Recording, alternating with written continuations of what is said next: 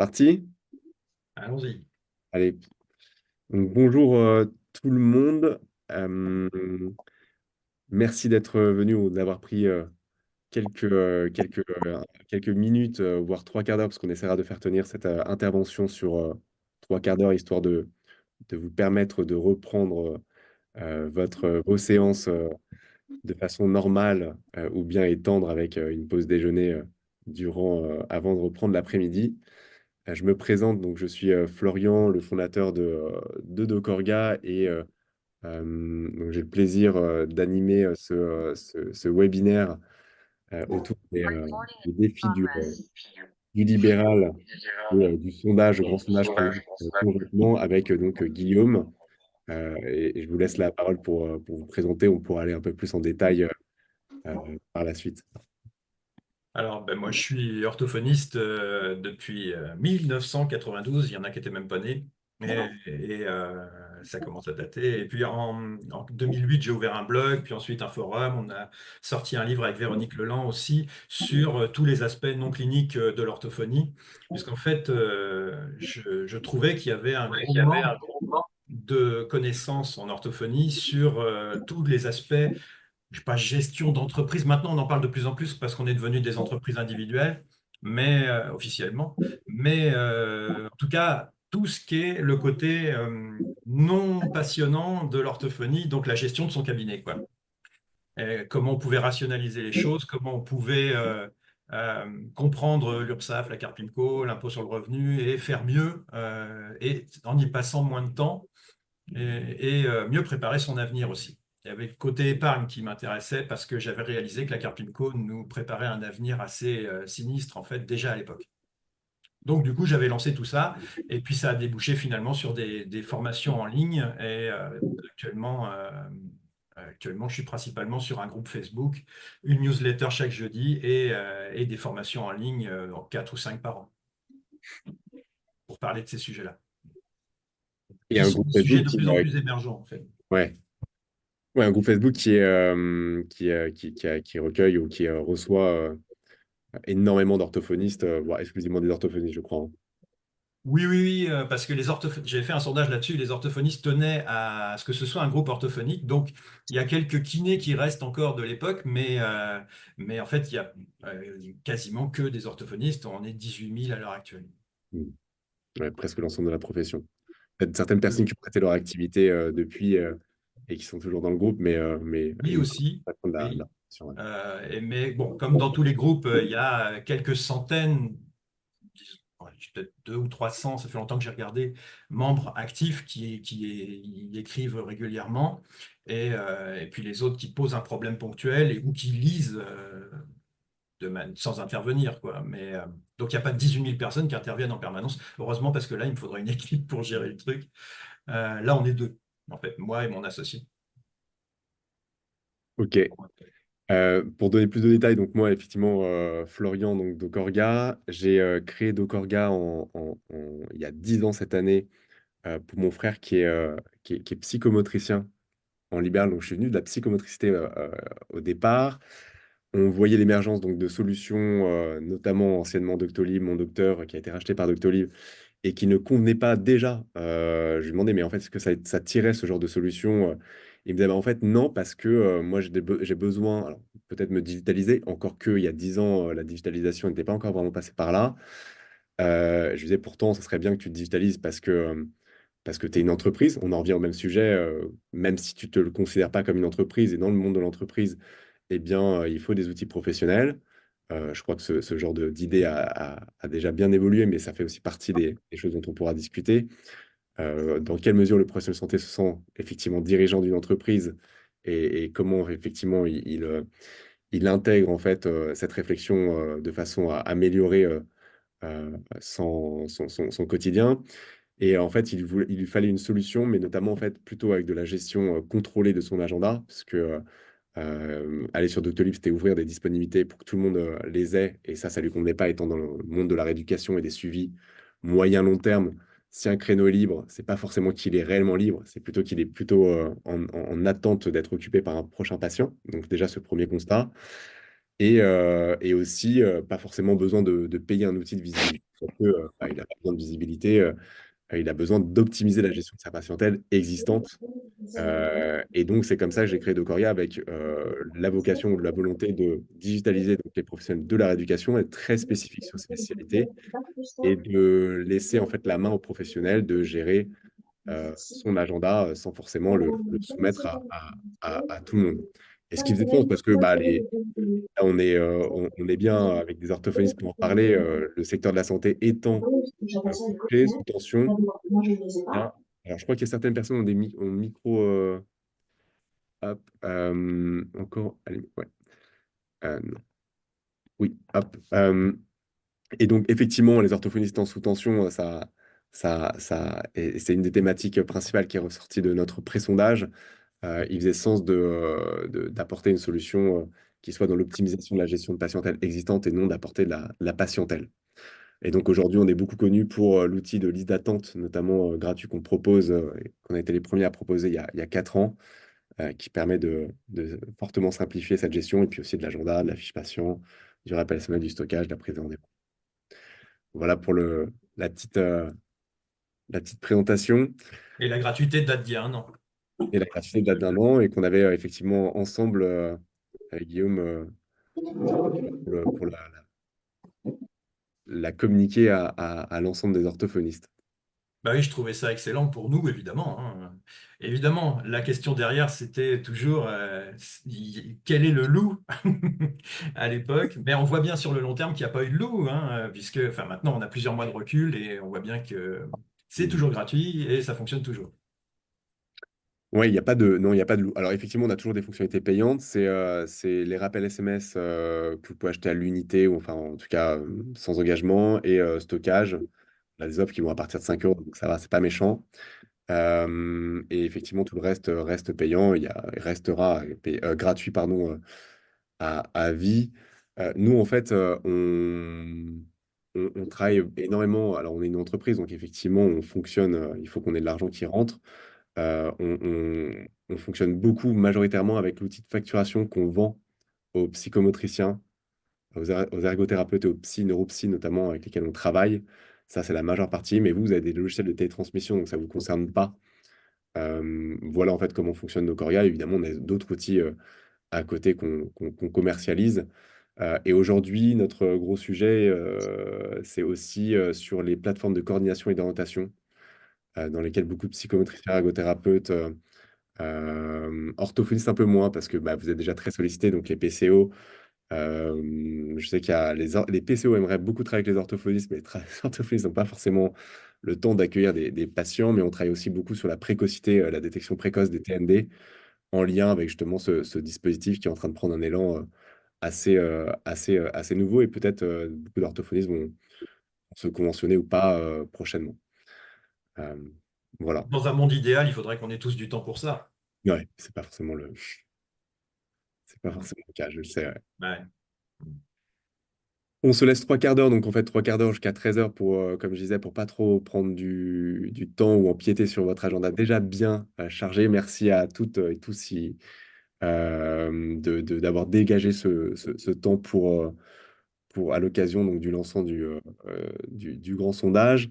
Je vais revenir sur la slide précédente si mon ordinateur me le permet. Hop, voilà, pour déjà parcourir le sommaire. Donc, introduction, on vient de le faire. Les objectifs donc de ce webinaire et sous-entendons du coup du sondage qu'on va lancer avec Guillaume pour faire un état des lieux de la situation des occupations, enfin des préoccupations que vous avez, des problèmes que vous rencontrez, la méthode qu'on mettra en place pour faire ce sondage, le périmètre aussi, les questions qui seront posées, celles qui ne seront pas posées, et les dates, l'échéancier qu'on s'est fixé. Pour passer au niveau des objectifs, je continue sur ma lancée, Guillaume, je vous laisse la parole après. En fait, nous, en tant qu'éditeur, on est en constant contact avec des orthophonistes, enfin, et puis pas que, hein, comme je disais, les professions qu'on cible majoritairement. de façon diverse, par le support, par téléphone, durant les démonstrations, lors d'échanges divers et variés. Donc on a déjà ces retours. On a en fait, on va dire des indications, des orientations.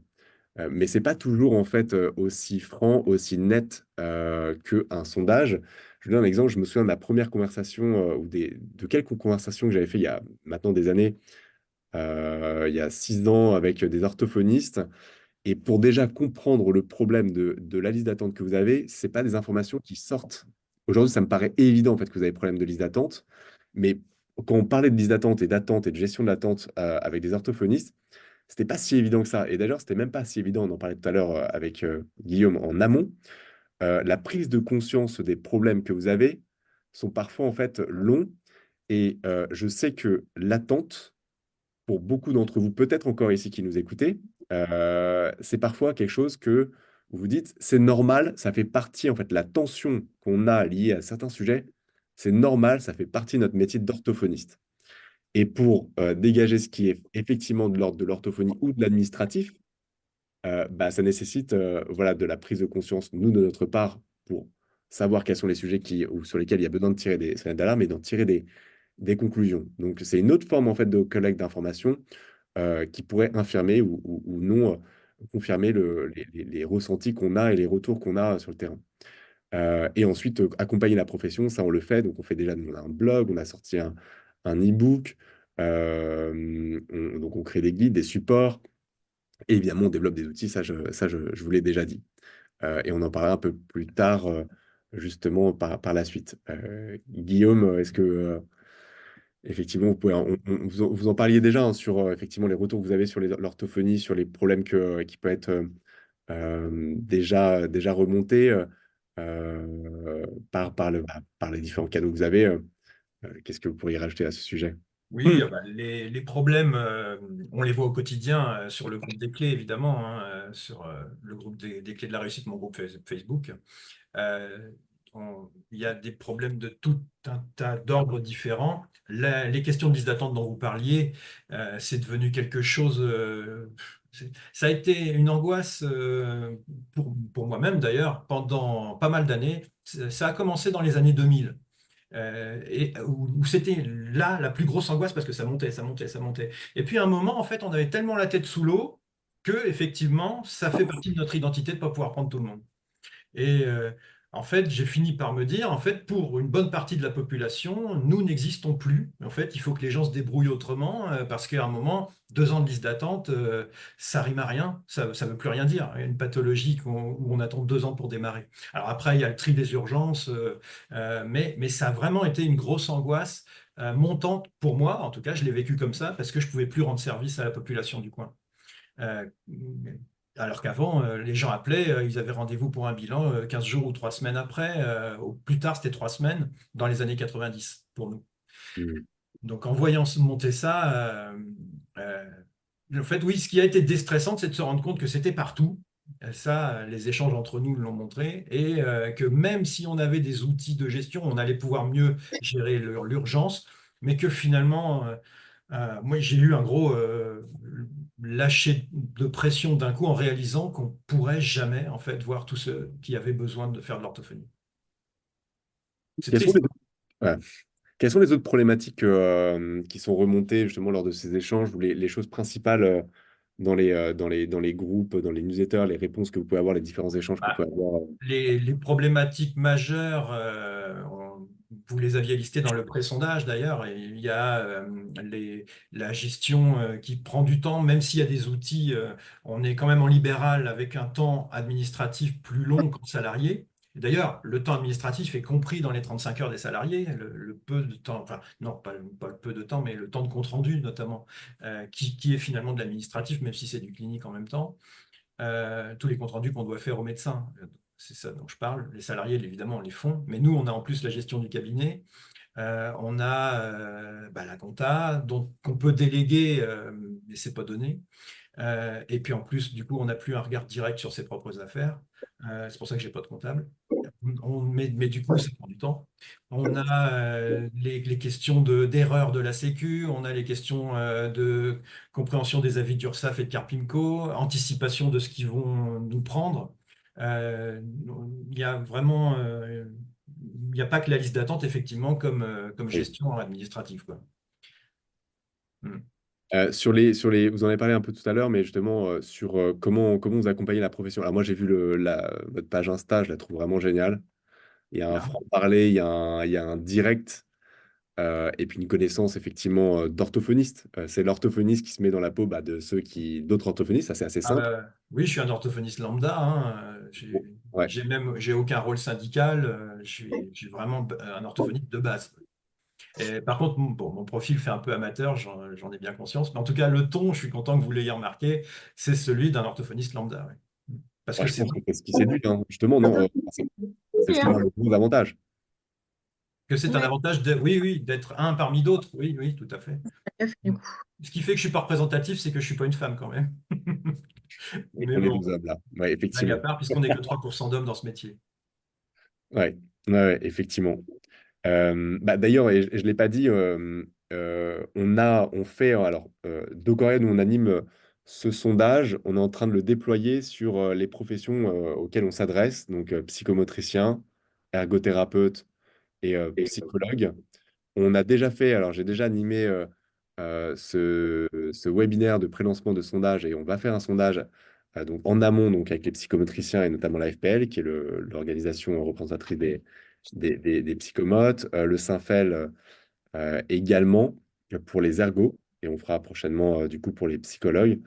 Et l'idée aussi pour nous c'est d'avoir une vue donc on va dire par profession, mais ce qu'on aimerait c'est de croiser ces informations et savoir si les préoccupations sont les mêmes ou si justement il y a euh, des choses, des anomalies, des choses qui sont plus puissantes, plus fortes en fait dans certaines professions par rapport à d'autres et ce qui nous permettrait d'y apporter une attention particulière.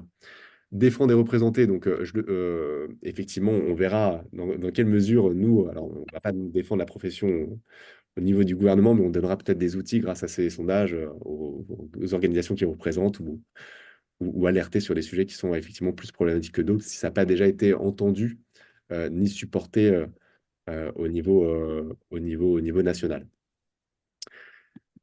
Ouais, sur les supports, donc là, bah, voilà, on avait prévu une petite slide. Est-ce que vous avez des choses à rajouter là-dessus, sur les outils que vous pouvez proposer, et notamment la formation que vous pouvez apporter même là-dessus? Ah ben, je reconnais un peu la partie de droite avec mes fameux gifs de vieux. Euh, euh, je n'ai pas compris votre question en fait. Qu'est-ce que vous voudriez?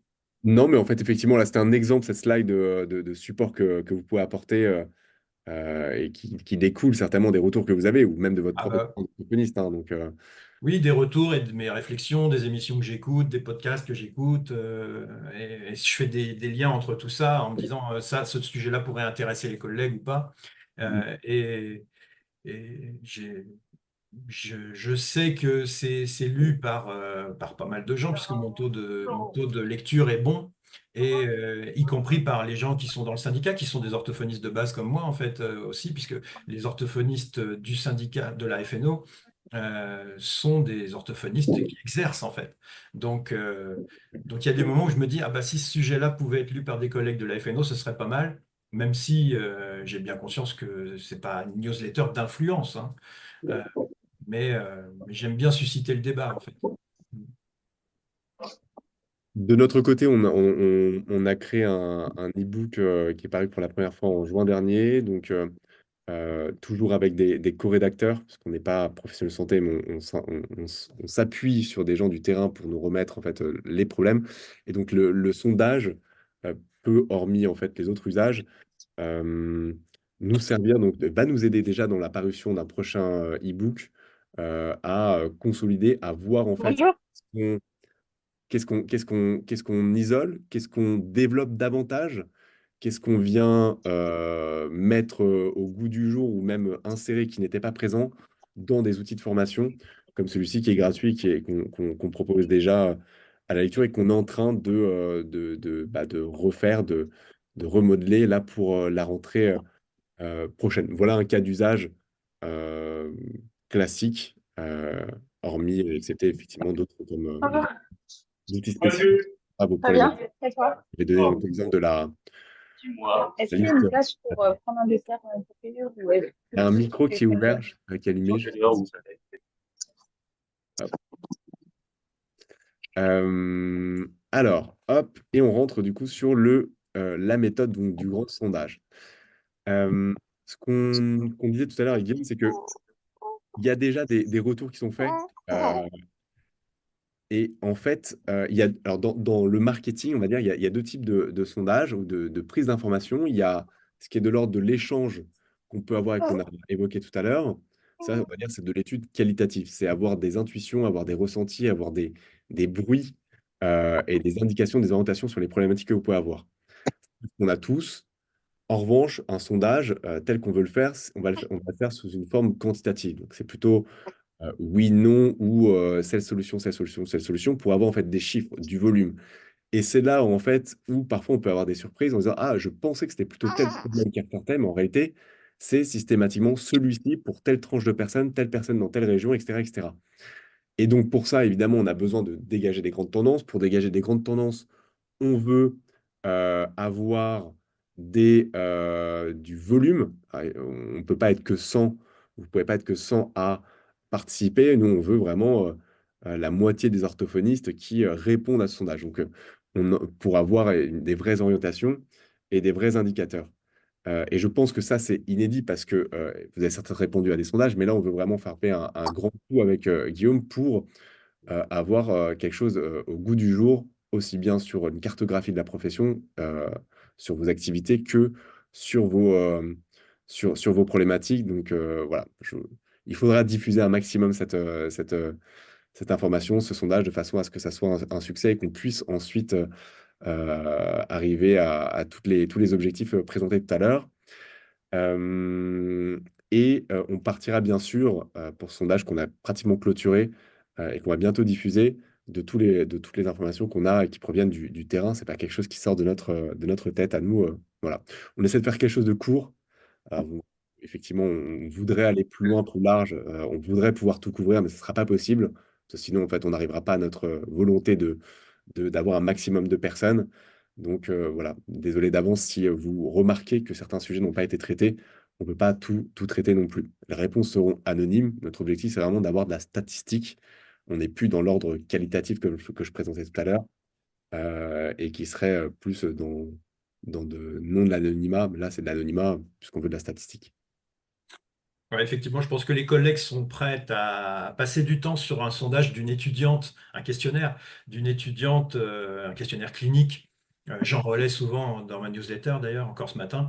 Euh, mais de là à passer 10 minutes, un quart d'heure sur un sondage non clinique, là, ça me paraît plus difficile, donc vous avez eu raison de faire court. C'est moins excitant, Mais voilà. Hmm. effectivement. Voilà. Mais ça sera que 5 minutes. Donc, et pour la profession, ça servira énormément. Alors, j'ai juste, avant de passer sur la slide que j'allais, hop, sur les préoccupations, je vais revenir sur le périmètre, parce qu'on n'évoquera pas tout. Et justement, le périmètre, alors évidemment, c'est les orthophonistes. On fait un sondage. On va essayer de faire à peu près le même sur chaque profession pour pouvoir après croiser, comme j'ai dit tout à l'heure. Mais là, on va évidemment, en fait, ça va être que pour les orthophonistes. Le libéral, on ne traitera pas de salariat, mais en orthophonie, par rapport à d'autres professions, le salariat est très peu, très symbolique en termes de pourcentage, hein. De C'est quoi? plus en plus. C'est 2%, c'est ça? Je sais plus. J'avais en tête le chiffre de 4000 personnes Ok. sur 25 000, donc ça fait plus que 2%. Il faudrait regarder les stats exactement, mais en tout cas, il y a de moins en moins de gens qui acceptent les tarifs misérables du salariat. Ouais, et encore, les 4000, je pense qu'ils sont. C'est même pas du temps plein. C'est peut-être même. Oui, je pense qu'il y a du mixte. La plupart des offres d'emploi, d'ailleurs, sont pas à plein temps. Ouais. Donc, vous allez faire une journée ou 2 journées, vous allez toucher 600 euros par mois pour une journée. C'est, c'est vraiment. Il y a plus un intérêt intellectuel dans le fait d'être salarié qu'un intérêt réel de bonne gestion. Hmm. Ouais. Donc évidemment, au bout d'un moment, les gens, en plus, il y a la hiérarchie parfois qui est détestable. Donc, au bout d'un moment, il y a quand même pas mal de gens qui s'en vont. Je vois ici, l'IME s'est vidé. Il y avait plusieurs salariés à l'IME il y a encore 10-15 ans. Il y en a zéro maintenant. Ouais, ok. Nous, je sais qu'on a beaucoup de structures la liste d'attente pour orthophoniste a été prévue pour en fait un patient qui fait sa demande ou des proches. Et on sait aujourd'hui qu'il y a beaucoup de structures qui font de la demande, qui utilisent notre outil pour en fait s'inscrire sur la liste d'attente en tant que structure pour des patients qui Ah sont ouais. en fait, alors même pas d'ailleurs parfois en interne, qui vont arriver, mais ils veulent savoir s'ils peuvent trouver quelqu'un ou pas. Après, il y a Mm. des questions aussi de double prise en charge et de problématiques de double prise en charge. Enfin, bref, c'est encore un sujet, ça. Effectivement, au niveau de la Sécu et des problématiques que vous pouvez avoir au niveau des remboursements, si un établissement a eu aussi son remboursement en même temps que vous pour un patient qui est en interne. Ah oui, oui, puis j'en cite souvent, parce qu'on voit des cas passer encore cette semaine, des centres qui vont au forcing en faisant croire à l'orthophoniste que tout le monde fonctionne comme ça dans le coin et que vous pourrez passer la carte vitale sans problème. Ouais, alors c'est pas le cas, il faut effectivement avoir Ah une non. décharge de la partie de Mm. l'établissement, enfin, il faut avoir tout un tas de trucs, ouais. Bon, voilà, effectivement, ça peut être une problématique qui pourrait être remontée, ce cas de double prise en charge. Je sais que assez peu d'orthophonistes sont informés. C'est vraiment l'une des problématiques du libéral qui n'existait pas avant, une fois de plus. Dans les années 90, on passait, il n'y avait pas la carte vitale, mais on faisait des feuilles papier, même pour les enfants qui étaient dans des centres. Tout Mm, ça est apparu d'un coup en quelques années et ça nous pourrit un peu la vie, pas massivement, mais quand même. Et d'ailleurs, il y a beaucoup d'orthophonistes libéraux qui refusent de prendre les enfants des centres, ne serait-ce que pour soutenir l'emploi salarié. mm.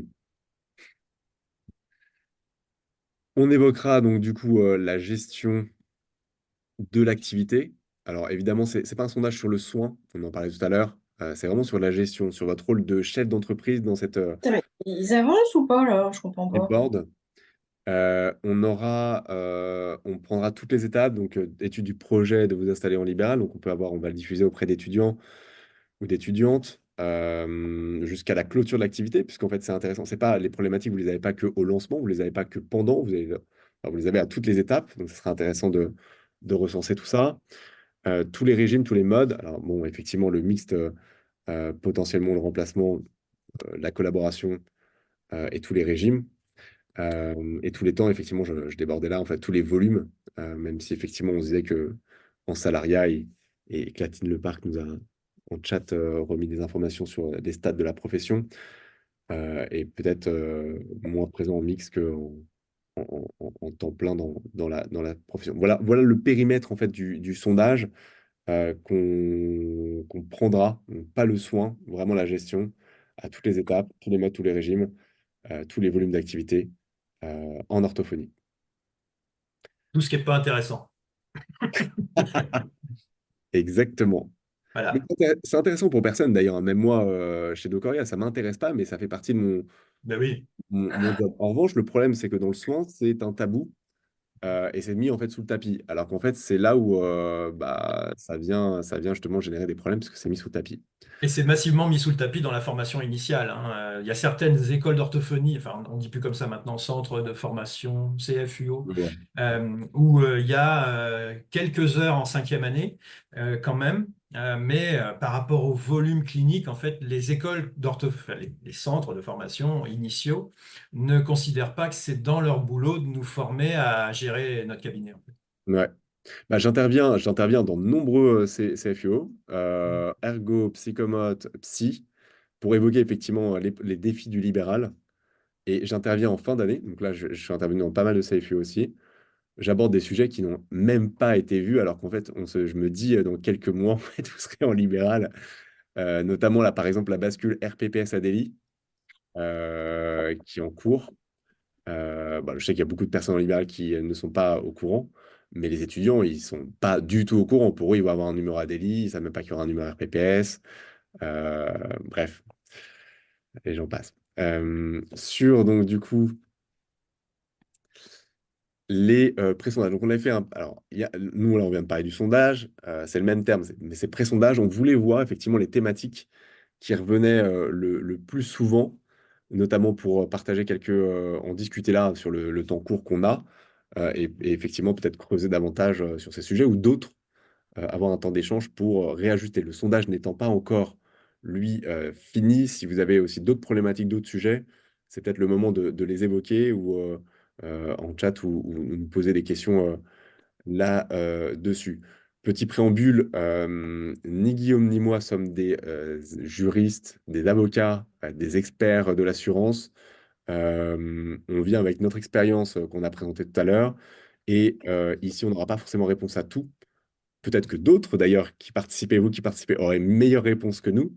Là, nous, on collecte et quand on n'a pas de réponse, on va chercher, on va synthétiser, on va vulgariser quand c'est possible pour vous redistribuer l'information par la suite. Voilà, donc soyez indulgents, s'il vous plaît, si on n'a pas réponse à tout. Guillaume, je vous laisse la parole. On peut peut-être commencer avec le premier sujet ou peut-être Oui, ajouter. justement, je pense que la posture intermédiaire est intéressante c'est parce que les experts souvent ont un discours qu'ils maîtrisent à fond pour eux, mais qui est parfois difficile à comprendre. Quand on reçoit un conseiller en gestion financière, par exemple, lui, on voit bien qu'il maîtrise bien son sujet, hein, mais alors, entre quelqu'un qui n'y connaît rien et quelqu'un qui est un expert, il peut y avoir quelqu'un qui traduit ce que dit l'expert pour celui qui n'y connaît rien. Et ça peut être votre utilité. Et c'est comme ça que je conçois la mienne, en fait, depuis le début, en fait. Et à chaque fois que je me voyais comme quelqu'un qui était comme les autres, mais qui avait lu des trucs et qui pouvait partager l'info, mais du coup en la traduisant en français courant. Et c'est ça qui peut être utile pour tout le monde dans votre démarche, parce que c'est aussi comme ça que je vois la mienne. C'est pour ça aussi que j'ai accepté de participer à la vôtre. Mm. Sur les trois sujets, vous voulez que je développe les trois sujets? Allons-y. Allez, on commence. Ouais. Alors, donc ça, c'est les trois sujets principaux, qui sont sortis du pré-sondage que vous avez mis en place la semaine dernière. La prévoyance et la retraite, comment anticiper? Faut-il forcément préparer sa retraite à côté de la carte PIMCO? Alors déjà, il faut comprendre comment fonctionne la carte PIMCO, le principe du régime à points, le fait que, en gros, elle verse à peine 1 000 € à l'heure actuelle aux orthophonistes par mois, mais parce qu'elles n'ont pas cotisé pendant 40 ans. La plupart ont cotisé entre 20 et 25 ans en moyenne. Et j'ai plus le chiffre exact, mais c'est dans les stats de la carte PIMCO sur leur bulletin. Et donc, en tout cas, loin des 40 ans et des 42 ans maintenant, et même 43, on arrive à 43 maintenant. Et donc, même en ayant ces 43 ans, on tourne entre 1 500 et 2 000 €. Donc, si on s'est habitué à un train de vie supérieur à ça, ou si on a vraiment besoin, par exemple pour payer les études de ses enfants, au moment où on part en retraite, ça peut arriver, euh, mais pas seulement pour n'importe quel besoin qui peuvent arriver, des besoins familiaux, la carte PIMCO ne suffit pas. Sachant que tout augmente, comme on dit toujours, ma grand-mère le disait déjà à son époque, et donc il faut vraiment anticiper. Est-ce qu'on choisit de devenir frugal? Ça aussi, c'est très à la mode. On peut choisir de devenir frugal en vivant, en étant retraité, en subissant l'inflation et sachant qu'on n'est pas encore sûr que les pensions suivent l'inflation éternellement. Ou est-ce que on compense en construisant un patrimoine? Est-ce que c'est forcément indispensable? En fait, on a le choix. Soit on devient frugal, soit on... Ou alors, oui, encore un autre choix, c'est de compter sur le conjoint. Mais ça, je trouve que c'est glauque, parce que le conjoint, forcément, n'est pas forcément là éternellement. Et, euh, et donc, le choix que moi, j'avais adopté quand j'ai réalisé que j'allais dans le mur à la Carpinco, c'était d'anticiper ma retraite. Et alors, il y a aussi la partie prévoyance où, alors, une assurance prévoyance, quasiment tous les orthophonistes libéraux que je connais en ont une.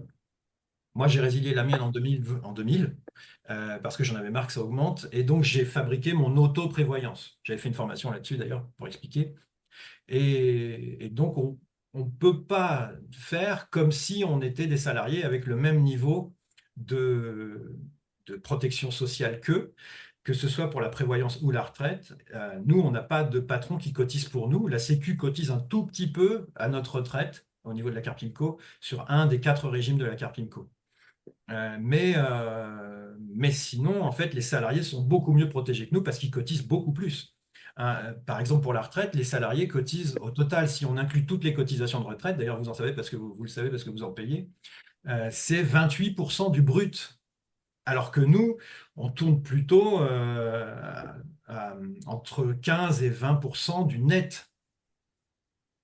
Donc, et plus on monte, plus le taux baisse en fait. La Carpimco, c'est pour l'instant dégressif.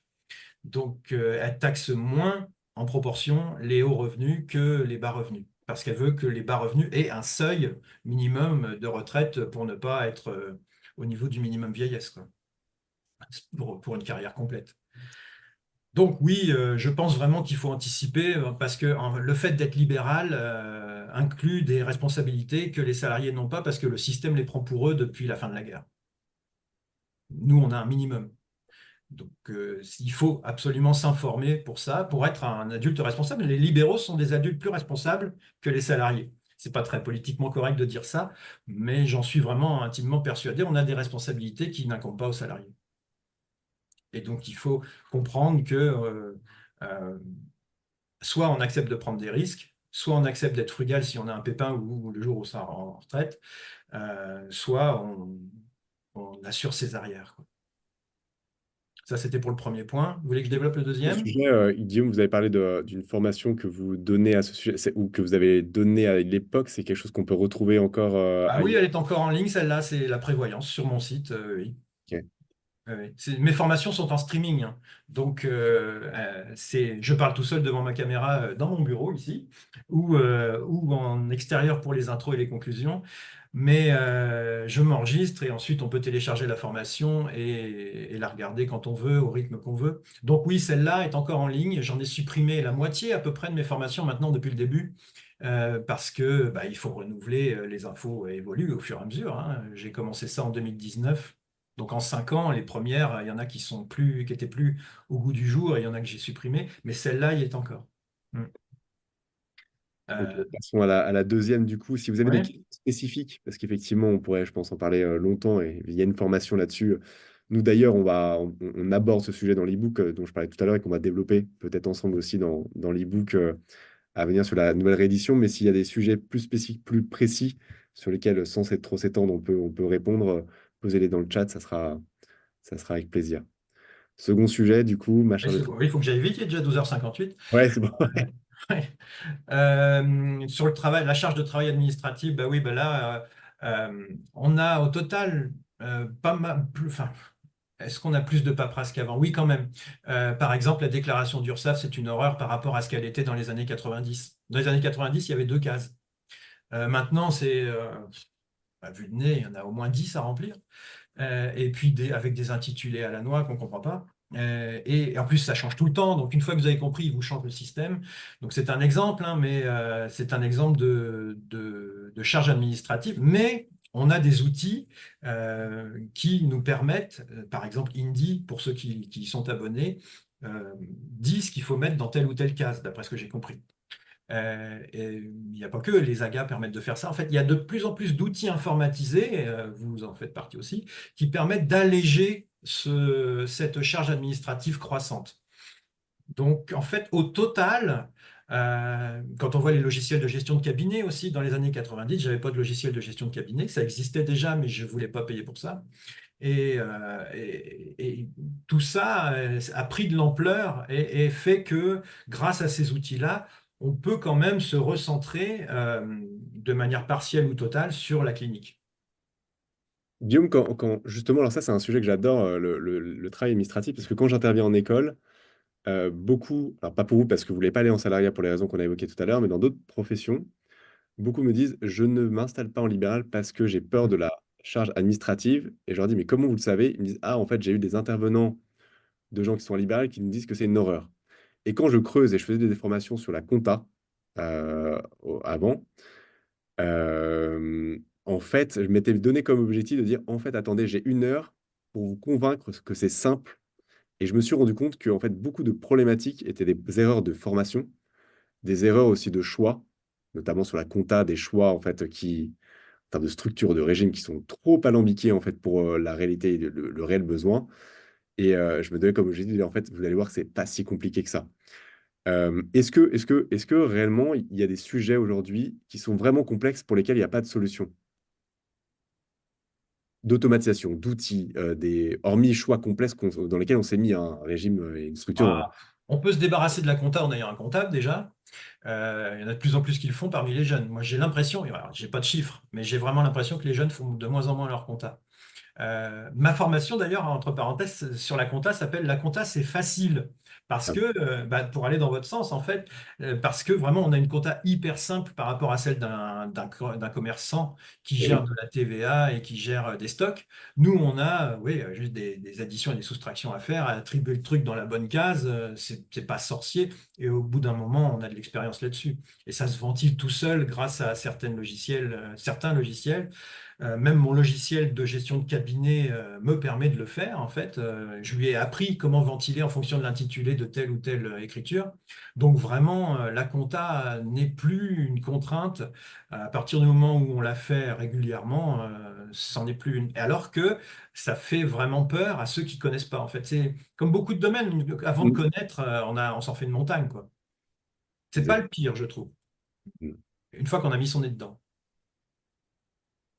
Quels sont les choix? Alors, quels sont les. C'est une vraie. J'ai pas la réponse, hein, mais et notamment en orthophonie, non, hein. Peut-être vous qui nous écoutez participer, hein. Est-ce qu'il y a vraiment des sujets qui n'ont pas de réelles solutions, qui sont vraiment en fait qui font partie des préoccupations principales là, sur la deuxième thématique des orthophonistes et sur lesquelles il n'y a pas de choses assez simples à mettre, hein. Je parle pas de non plus de.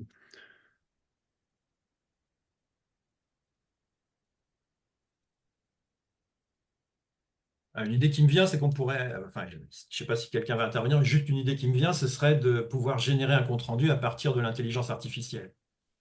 Ça pourrait être bien. Créer un GPT, vous savez, avec un- une annexe de ChatGPT, hein, qui serait dédié à ça, qui permettrait de donner les renseignements, mais évidemment, alors là, avec des systèmes de sécurisation des données, évidemment, on ne peut pas donner les résultats avec le nom du patient en plus. Mais qui permettrait donc de générer un compte-rendu sans qu'on ait besoin de l'écrire. Il existe des outils non, d'automatisation de gestion de bilan ortho, non? Oui, oui, mais ça gère la mise en forme, évidemment. Par contre, ça suggère pas trois plans thérapeutiques et où on n'aurait plus qu'à choisir un de ceux-là ou à broder une moyenne des trois, par exemple, mais avec des phrases déjà construites. Vous voyez, ce genre de choses-là, je pense que l'IA aurait aura quelque chose d'utile à nous proposer là-dedans. Je l'ai vu déjà il y a des initiatives comme ça hein, déjà qui apparaissent. Moins pour l'orthophonie, parce que l'orthophonie, effectivement, il y a déjà quelques solutions, mais notamment chez les psys, où les psys, en fait, ils sont pas du tout en fait, dans le bilan automatisé, mais il y a des choses qui commencent à apparaître en fonction avec de l'intelligence. Ah, bien, Ça va peut-être arriver prochainement. impeccable. Ah, ça Parce me que donne pas. vraiment, le compte-rendu de bilan orthophonique, pour moi, c'est la onzième plaie d'Égypte. C'est, on nous présente ça pendant les études comme le truc incontournable qu'il faut absolument peaufiner, et qui est la pierre angulaire de notre projet thérapeutique. Je pourrais faire un quart d'heure sur tout l'intérêt du compte-rendu et pourquoi il faut absolument faire un compte-rendu bien fait. Et parce qu'on nous abreuve de ça, et c'est aussi la vitrine de la profession vis-à-vis des médecins. Donc c'est un truc incontournable qu'il faut peaufiner. Mais seulement, il faut voir le temps que ça nous prend, quoi. C'est vraiment un gros problème. Il y a eu une formation qui s'est bien vendue l'an dernier d'un collègue du Sud qui s'appelait CRBO Express, compte rendu de bilan orthophonique Express. Euh, et qui a eu un succès monstrueux en fait, hein. Ça a été énorme parce que vraiment le bilan orthophonique reste, c'est pas de l'administratif pur, mais c'est un gros souci. On a tout le temps des comptes rendus en retard. Il m'est arrivé souvent de partir en vacances en n'ayant pas fini mes comptes rendus, je culpabilisais. Il y en a au début de ma carrière, j'emmenais mes comptes rendus en vacances. C'est le compte rendu et tout le temps dans notre tête, on voit la pile et on se dit ah, c'est vrai, j'ai pas fini encore. Puis les gens qui nous relancent, alors est-ce que vous l'avez parce que la maîtresse elle voudrait le lire, alors que la maîtresse elle normalement théoriquement elle n'a pas à le lire. Le compte-rendu, c'est là où il y a encore une souffrance professionnelle, je trouve. Mm. Mm. Ouais, le sujet de la maîtresse qui envoie toute la classe en orthophonie à la rentrée, ça, on l'a aussi. Ouais. Le temps est compté. Y a-t-il un revenu au-delà duquel on rend tout ou presque en taxe? Alors, en fait, à partir duquel il ne sert plus à rien de travailler, sous-entendu. Ça, c'est une idée qui circule de plus en plus parce que Euh, et notamment en ce moment, avec les avis d'URSSAF et de Carpinco qui tombent dans les boîtes mail, enfin, on a des avis comme quoi il faut aller sur le site pour le télécharger. Et donc, il y a des régularisations effrayantes qui font que bah, les orthophonistes qui ont travaillé un peu plus l'an dernier voient l'URSSAF et la Carpinco leur taper dessus massivement, comme si c'était, enfin, on peut le prendre comme une sanction. Tu as travaillé, bah, maintenant tu travailles pour les autres. Et donc, beaucoup se disent, oh, bah, ça vaut pas le coup, du coup, je vais diminuer ma- mes horaires et je vais arrêter de travailler pour les autres et je vais travailler un peu pour moi et puis avoir du loisir finalement, parce que ça vaut pas le coup. Le problème, c'est que ça, on le vit, c'est un contre-coup en fait. Et si on monte enfin, régulièrement, de manière linéaire, en fait, on a moins de gros coups de massue et en fait, on se rend compte que c'est globalement de plus en plus utile de travailler, en fait, puisque la carte PIMCO, une fois de plus, comme je disais tout à l'heure, est dégressive. L'URSSAF, en gros, est progressif et non, l'URSSAF est proportionnel, donc vous travaillez 2 fois plus, vous payez à peu près 2 fois plus d'URSSAF, en gros. La carte PIMCO est dégressive, donc elle nous pousse vraiment à travailler. L'impôt sur le revenu, on sait bien que lui, par contre, c'est une courbe exponentielle, mais il y a la défiscalisation qui existe. Donc finalement, le système nous incite à travailler de plus en plus. Et l'exemple que je donne toujours, c'est qu'un commerçant ne va pas fermer à la Toussaint jusqu'à Noël parce qu'il s'est rendu compte qu'il travaillait plus que l'année d'avant. Mm. Nous, on a cette liberté de travailler moins, mais on n'imagine pas un commerçant se mettre dans cette mentalité-là. Et c'est bien, il y a bien une raison en fait, et son comptable lui dira, c'est que à ce commerçant, c'est que au total, on a toujours intérêt à travailler de plus en plus si on met en place des stratégies de défiscalisation. Parce que le gros souci, c'est l'impôt sur le revenu pour l'instant. Je dis pour l'instant parce que la Carpinco cherche à devenir proportionnelle au revenu, au lieu d'être dégressive. Donc il y aura théoriquement une réforme cette année qui va changer le raisonnement par rapport à ça. Donc en fait, pour conclure là-dessus, il n'y a pas de plafond de rentabilité parce que en fait, le système nous incite plutôt à travailler. Est-ce Et en- qu'aujourd'hui, il y a vraiment des orthophonistes qui travaillent moins avec n'ayant pas connaissance de ça ou... Nous, on voit beaucoup d'orthophonistes qui travaillent sur 4 jours. Oui, Euh, oui, dans l'idée du fait que c'est pas rentable de travailler est vraiment répandue en fait, hein, que l'idée que si vous travaillez 5 jours de 8 heures à 19 heures, bah, c'est l'État qui va prendre enfin pas hmm. tout, mais tout le surplus, parce que vous allez entrer dans la tranche à 30%, et que vous allez vous prendre des régularisations sur régularisation. Et qu'au total, vous aurez fait ça pour rien, enfin pour vos patients quand même, mais que vous finirez essoré et en burn-out. Mm. Donc, en fait, il y a deux conseils, c'est de le faire progressivement. euh, Oui, et chose qui n'est pas toujours ensuite, facile pour les femmes, hein, parce qu'on le sait bien, hein, c'est plus facile pour nous. Nous, on a un privilège là-dessus, c'est qu'on fait ce qu'on veut, alors qu'une femme avec son congé maternité, enfin ses congés maternité, a d'autres problématiques qui font que, il est difficile de linéariser son activité entre 20 et 40 ans. hmm. Ouais, effectivement.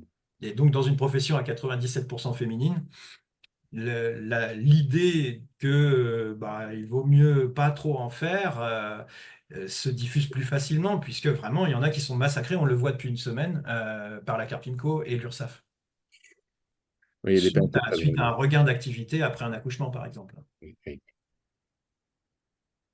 Et donc, en fait, la connaissance de tout ça, elle permet effectivement de mieux gérer, moins de se taper, enfin, sauf parfois, effectivement, lié au rythme de vie ou aux aléas ou aux bonnes nouvelles de la vie pour les femmes, qui font que ça peut aller un peu en dents de scie.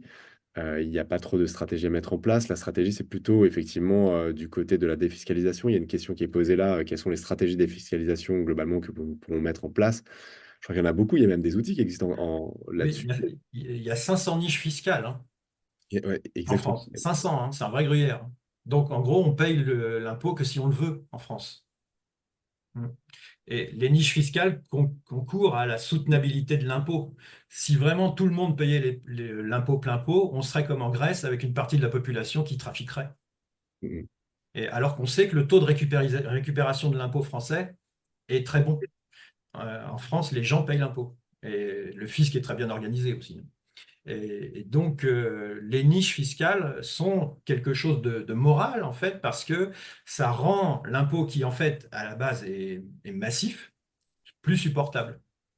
Et c'est pour ça, évidemment, quand on est dans le bas de la classe moyenne, parce qu'on a réduit son activité volontairement, on a du mal, parce que en général, les niches fiscales, c'est de l'argent qu'on met à un endroit pour faire baisser les impôts, et où au total, au global, on est gagnant. Mais si on n'a pas les moyens de mettre cet argent sur la niche qui intéresse l'État, bah, à ce moment-là, on ne peut pas défiscaliser.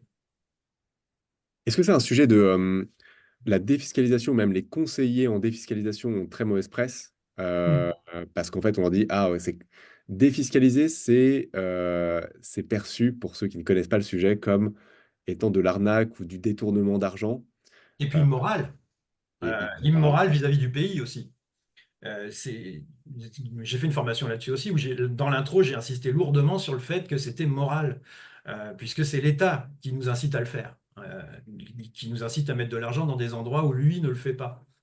Pour prendre l'exemple des Sofica, qui sont des moyens de subventionner le cinéma français, bah, ça permet à l'État, si vous mettez de l'argent là-dedans, lui, ça lui permet de moins en mettre.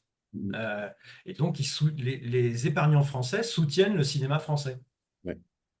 Ouais, ça permet aux Français d'orienter en fait l'utilisation, de redonner le pouvoir en fait aux Français d'orienter en fait le financement là où ils le souhaitent en Oui. partie. Parce qu'effectivement, on peut pas tout mettre ou tout faire en fonction de. Ah Voilà. non, dans l'état où est l'État, en plus. Mais il y a les dom-toms aussi comme autre exemple, hein. Il y a des niches fiscales qui flèchent l'argent des épargnants vers les dom-toms, notamment la loi Girardin. Et si vous ne le faites pas, bah, c'est l'État qui va le faire. Et du coup, les contribuables qui utilisent ces niches fiscales, au total, déchargent l'État d'une partie de sa dépendance financière vis-à-vis des dom-toms. Mm. Donc ça, c'est complètement positif tant qu'on décide de garder les dom-toms. Et est-ce que justement, ça fait partie, en fait, encore une fois, de la notion d'orthophoniste qui, enfin, les professionnels de santé ne se considèrent pas comme des chefs d'entreprise alors qu'ils le sont, et donc, du coup, ne vont pas se sensibiliser ou se former à ce genre de sujet. Est-ce que vous, Guillaume, vous avez des formations sur la défiscalisation, Oui. vous en connaissez et que vous pourriez conseiller? Et est-ce que, bien qu'elles soient pertinentes, ça, c'est ma seconde question, vous voyez qu'elles ont un manque d'adoption, de participation, du fait en fait de justement ce sujet tabou, va des rétros, que en fait, il faut pas que j'aille voir là ça parce que c'est mal et c'est mauvais. Alors, est-ce que c'est à cause de ça? Ma formation sur la défiscalisation, j'ai dû en vendre 300 à peu près. Mais sur 300, donc sur 25 000 orthophonistes. Je pense surtout, avant tout, qu'on n'a pas fait ce métier-là pour s'occuper de ce genre de choses. À la base, moi, quand je suis entré en orthophonie, j'avais 18 ans. On dirait que je suis entré dans les ordres. Mais c'est un peu ça, en fait. On entre dans un système de valeurs. Quand on va vers ces métiers-là, les métiers paramédicaux, c'est vraiment pour s'occuper des gens et pas pour s'occuper de ses sous. On sait bien qu'on ne viendra jamais millionnaire. Et donc, c'est pas comme apprendre à devenir trader, se lancer dans des études paramédicales. Donc, vraiment, c'est pas dans notre culture de réfléchir sur l'argent. Hmm. Je pense que c'est avant tout ça. Euh, c'est d'ailleurs tout à fait honorable, hein. C'est aussi pour ça qu'on ne se voit pas comme des entreprises. Hmm. Mais pourtant, en fait, si par exemple, de nombreux orthophonistes n'exercent que 4 jours au lieu de 5 jours, alors qu'ils pourraient et voudraient, mais ne le font pas du fait en fait de notre dernier point, d'un ressenti ou d'un vécu, d'une image en fait préconçue sur la fiscalité qui est trop importante. Derrière, ça dessert le soin, puisque ça retire en fait une journée Oui, de soin sur des milliers d'orthophonistes qui pourraient, un, gagner plus, s'ils le souhaitent, hein, évidemment. Je ne demande pas à tout le monde de travailler 5 jours. Mais voilà. Et en fait, on fait autant en fait, d'orthophonistes qui font une journée de plus, et en fait, on aide aussi les patients indirectement. Donc, voilà, c'est un c'est cercle. vrai. Ça, c'est le raisonnement que j'ai tenu quand j'ai ajouté un jour, hein. J'étais à 4 jours dans les années 90 et quand j'ai eu mon premier fils et que j'ai vu que j'ai mis un peu mon nez dans tout ça parce que du coup, je devenais un peu plus responsable, bah, du coup, j'ai ajouté un jour. Et ce jour, je l'ai consacré à l'épargne Ok, très intéressant. euh, parce que j'ai compris le système. Mais quand vous avez vécu des régularisations coup de massue et que vous avez du mal à vous en remettre, il y en a même qui empruntent pour payer leur charge sociale en ce moment, hein, des collègues. Bah, vous vous dites, mais ça sert à quoi d'avoir travaillé plus l'an dernier si c'est pour vivre ça, Mm. emprunter pour payer ses charges sociales. Et puis du coup, vous dites pas, allez, je vais rester comme ça pendant 3 ans, le temps que ça se linéarise. Mm. Vous êtes sous le coup, sous le choc, quoi. Parce qu'il faut dire aussi que le système a changé. En 1 minute, je vous explique ça. Vous avez la régularisation de l'année d'avant, mais vous avez en plus une réestimation de ce que vous allez gagner cette année. Donc vous avez un effet double peine quand vous avez une régularisation dans le mauvais sens. Et donc vous avez une explosion, un doublement de ce qu'on vous réclame en plus. Mm. Donc, un doublement du coup de massue. C'était pas comme ça avant. Avant, on vous régularisait l'année d'avant. Puis Mm. c'était tout. Les trois font ça, hein, l'URSSAF, la Carpimco et l'impôt sur le revenu, depuis la mise en place du prélèvement à la source. Les trois font cette double peine-là qui donne vraiment un effet de sidération sur les montants qu'ils annoncent, euh, euh, qui vraiment font mal quand on a augmenté de plusieurs milliers d'euros son bénéfice de l'année d'avant. Si vous avez augmenté de 100 ou 200 euros, vous n'allez rien sentir. Mais si vous avez eu un creux puis une reprise, alors là, vous vous en prenez plein la figure et vous vous dites ben, pourquoi je travaille. Il y a une question à ce sujet, Mélissa. Voilà, il y en a même plusieurs, minces. Effectivement, plus intéressant d'être en bas de la fourchette à 30 ou en haut de la fourchette précédente. Ça vous parle? Euh, ça, ça change rien. Parce que quand on est dans le bas de la tranche à 30%, la tranche d'imposition, hein, là c'est une question sur l'impôt sur le revenu, on paye très peu dans la tranche à 30, en fait. On paye que ce qui sépare le plafond de mémoire, c'est autour de 27 000 euros, je crois, cette année, le plafond de la tranche à 11. Donc, si vous gagnez 30 000, vous allez avoir 3 000 qui seront imposés à 30%, entre 27 et 30 000. Donc, en fait, moi, je pense qu'il y a vraiment intérêt d'être en plein dans la tranche à 30% pour pouvoir défiscaliser, justement. Et Oui, pour parce que pouvoir, bah oui, oui, et ouais, c'est logique. profiter aussi de la dégressivité de la Carpinco. Oui, quand tu as dépassé, alors le faire, progressivement, pour pas avoir cet effet massue dont on parlait tout à l'heure, mais quitte à dépasser, autant dépasser en fait, autant dépasser vraiment, quoi. Oui, oui, il n'y a pas de raison. Et alors, si on ne le fait pas progressivement, on peut aussi anticiper en mettant de l'argent de côté, hein. Moi, j'ai eu une excellente année 2020, pas comme tout le monde. Et je savais que cet argent-là n'était pas à moi, en fait. Et donc, je l'ai placé. J'ai calculé combien ça allait faire. Je l'ai placé et puis je l'ai redonné en 2021 puisque ce n'était pas à moi, en fait. C'était de l'argent qui appartenait au pays. Ouais. Donc on peut aussi, j'en ai parlé ce matin dans ma newsletter d'ailleurs, on peut aussi calculer à la louche ou à l'euro près combien il faut mettre de côté pour nos trois organismes qui nous prennent de l'argent. Mhm. Après ça, je vous rassure, c'est à peu près pareil pour tout. Beaucoup d'entreprises ne dépassent pas le 11e salarié parce qu'effectivement, à Ben partir de... oui, Et ben en oui, les fait, seuils, les seuils, c'est une Oui. catastrophe française, hein, les seuils. et Hein? d'ailleurs, je donnerais exactement le même conseil aux entreprises, mais on ne parle pas aux Plutôt. entreprises.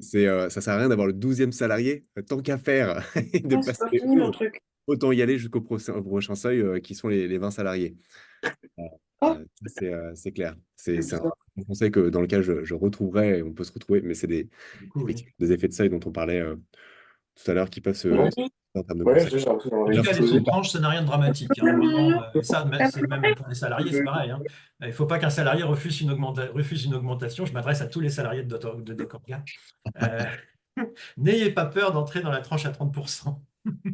ouais, d'accord. Les principes effectivement vont bien pour tout le monde. J'ai l'impression que cette histoire de, effectivement, alors moi je le vois en fait avec les autres professions, la fiscalité, les statuts, les régimes, le paiement, les taxes, c'est un gros sujet. Je le vois au niveau aussi du chat. qu'on a en place, c'est ce qui fait le plus. Et c'est intéressant, effectivement, même si on n'a pas répondu à tout, le temps nous est. On a largement dépassé d'ailleurs, hein. Ah oui, là, oui. Mais on a encore un bon nombre d'orthophonistes qui sont présents, donc j'imagine que voilà. Mais effectivement, là, c'est bien les retours, même si on répond pas à tout.